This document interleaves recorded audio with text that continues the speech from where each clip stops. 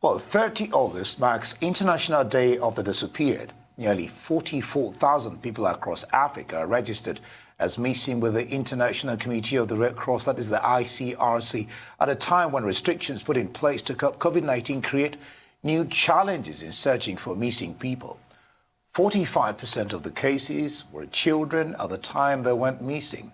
WAUDO, communications coordinator of the ICRC Nigeria, joins us now via WebEx. Robin, glad to have you join us. 44,000, like you had me read, there are people registered as missing on the continent, half of them children.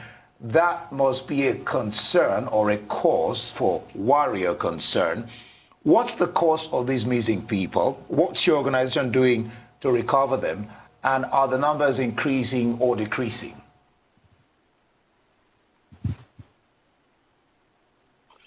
Thank you for that, sir.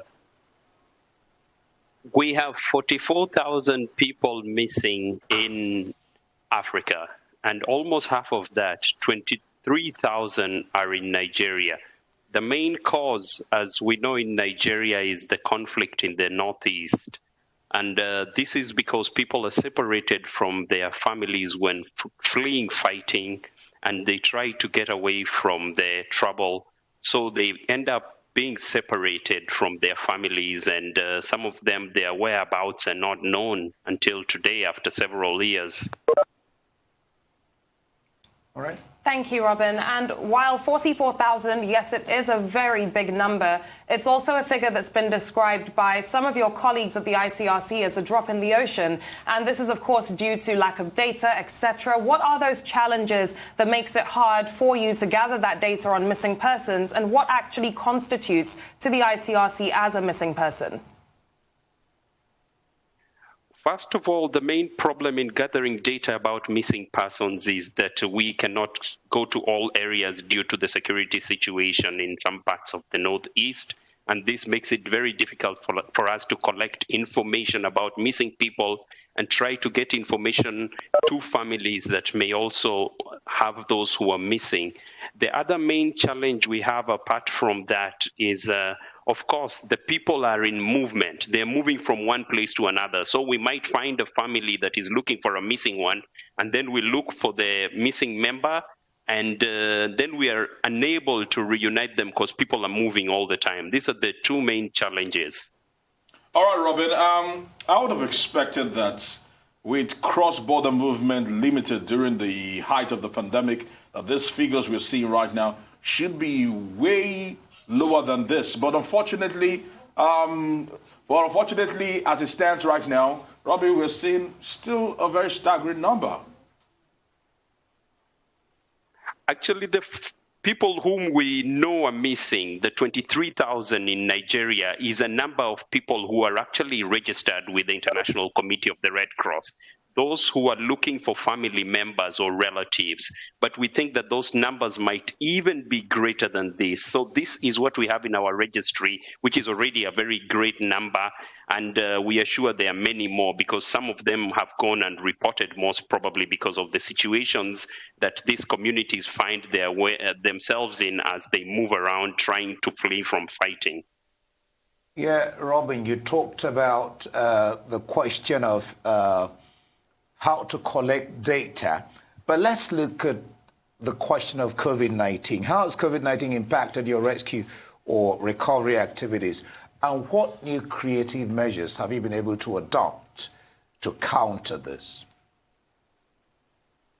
Of course, COVID-19 has made it very challenging for us to be able to do this work of trying to reunite separated families. And these families don't stop being separated because of COVID-19. So first and foremost, movement restrictions make it very difficult for us to go to certain places simply because it's not feasible. They might be places where, of course, we need to take care of ourselves as teams as well as take care of the opportunity. So there's a limited possibility to move. That is one of the main problems. And this means that we cannot be able to meet people and share names, also photos of those who are missing, so that, and this work has to be done on the ground. We work together with the Nigerian Red Cross Society, and we together as teams go to communities, meeting people, gathering them. But these restrictions on gatherings, of course, have made it more difficult for us to do this. That does not mean that the work has stopped. We are trying to use innovative ways of trying to gather smaller groups using preventive measures against COVID-19 and try to continue doing the work also using technologies that are available. Thanks, Robin. And let's also speak about countries like South Sudan and Ethiopia that were highlighted in this report. What are the main reasons for the high numbers of disappearing people or missing people that we're seeing in those countries? And how much attention are the authorities also paying to this? Of course, there are places of conflict. The countries you have named are at conflict, and you can see many of the big numbers are coming from those countries. But I cannot speak to specifics about those countries simply because I'm working in Nigeria, and we have similar teams working in those countries. But as you can see, these are countries that are mainly have experienced conflict or are at conflict that are facing this problem of missing persons. All right, what about Libya? Because we know we've seen a tidal wave of conflict since the ousting and the passing of Muammar Gaddafi, I beg your pardon, over the years. What is really happening in Libya, and how difficult is it to be able to penetrate a war-torn country like that? Unfortunately, I cannot speak as to what is happening in Libya simply because I do not have the information. I'm working in Nigeria, and it would not be possible for me to know exactly what is happening in Libya because I did work there 10 years ago, so I do not have the specifics, sorry for that. Right. But as I said earlier, armed conflict has been responsible for causing a lot of this migration. Armed conflict has been responsible for causing missing persons. Of course, we also have migration, which is another issue. When people are in movement across borders, sometimes they get out of contact with their families, and then their whereabouts and the fate remains unknown. Also, situations like climate shocks, say, for example, landslides, earthquakes, flooding, people go missing from these kind of situations too. All right, Robin. The government of these countries we're talking about here have certain responsibilities. One, to prevent people from missing. Two, to try to search for those missing. And three, very important, the question of communicating information to the relatives of those who are missing. How far have these governments been, how far have they carried out their responsibilities in this dimension? Thank you. I can only speak to what we know about the situation in Nigeria and the dialogue that the ICRC as a humanitarian organization is having with the authorities.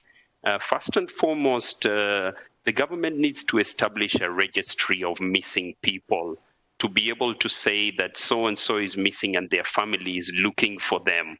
Now, this is based on trying to create a humanitarian approach to the problem. How can the ICRC, working together with the government, be able to support the families that have their loved ones missing? That's one of the things that we need to work together with the authorities. Apart from such a registry, we also need to have legal means to address the problem. Legally, is a missing person recognized? And what do the rights of the families have because this person is missing? So the ICRC has an ongoing dialogue with the Nigerian authorities in order to try and put some of these measures in place. And it is an ongoing process. And this dialogue will help to address the issue, maybe even resolve some of the anguish that the families are suffering because of their missing relatives. In some cases, it's the breadwinners who are missing and their families suffer the brunt of that. So this is an ongoing dialogue we have with the authorities in order to support the families, but also to search for the missing people. What kind of measures can we put in place in order to work on this? Those are the questions we are trying to answer together with the authorities. Thanks, Robin. And seeing as you're on that point, how is the ICRC also deploying technology to help in this fight? Do you also have data on how many missing persons in Nigeria have been found this year? At this juncture, I do not have that data about how many people have been found, but we often report on these figures. But just to talk to the technology, what kind of technology? First of all, the use of radio, very useful. I think we have used this in some contexts, and even in Nigeria, we are looking to use it more and more. Social media, not accessible to everybody, but can also help people, inform them about how to avoid separation and how to be able to travel knowing that they have information to address issues such as migration. People need to have information about how to contact their families and stuff, and sometimes it's not that easy. So we have simple technologies such as those. We use simple technologies like pictures of people who are missing. We have a website as well. This website can be accessed all over the world. Missing families, missing people can actually be put on this database, as well as families looking for people. So we try to reconcile that information so that we can find, the families can find each other. All right. Okay. Well, all right. That's all we can take. Robin WAUDO, thank you so much for your time on Newsday.